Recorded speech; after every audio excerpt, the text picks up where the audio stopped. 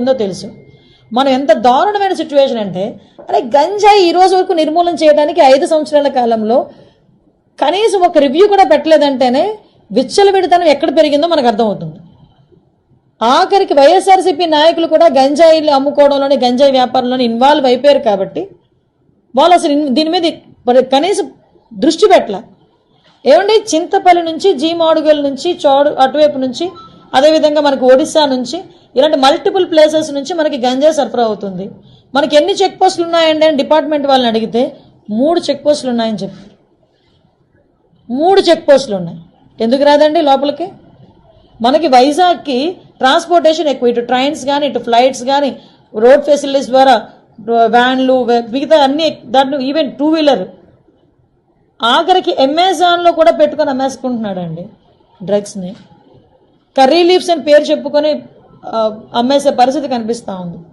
నిజంగా ఇది మనం చాలా సీరియస్గా తీసుకోవాల్సిన ఇష్యూ. అంటే అంత క్రిటికల్ సిచ్యువేషన్లో ఈరోజు వైజాగ్ పరిస్థితి ఉంది. నేను ఎందుకు దీని మీద ఇంకా ఛార్జ్ తీసుకోకుండానే నేను రివ్యూ పెట్టానంటేనే ఒకసారి దీని సీరియస్నెస్ ఏంటన్నది ఆలోచించండి. నేను ఇంకోటి కూడా చెప్పాను, టాస్క్ ఫోర్స్ ఏర్పాటు చేయండి.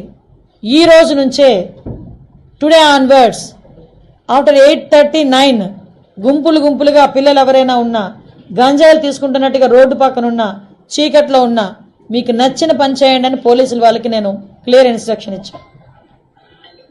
అట్ ద సేమ్ టైం ఈరోజు కొంచెం మరీ ఇంకోటి విషయం ఏంటంటే స్మెల్ డిటెక్ట్ చేయాలి. వీళ్ళు డిటెక్ట్ చేయాలి ఈ గంజా ఎక్కడుంది ట్రాన్స్పోర్టేషన్ టైంలో. స్మెల్ డిటెక్ట్ చేయడానికి రెండు ఉన్నాయి డాగ్ స్క్వాడ్.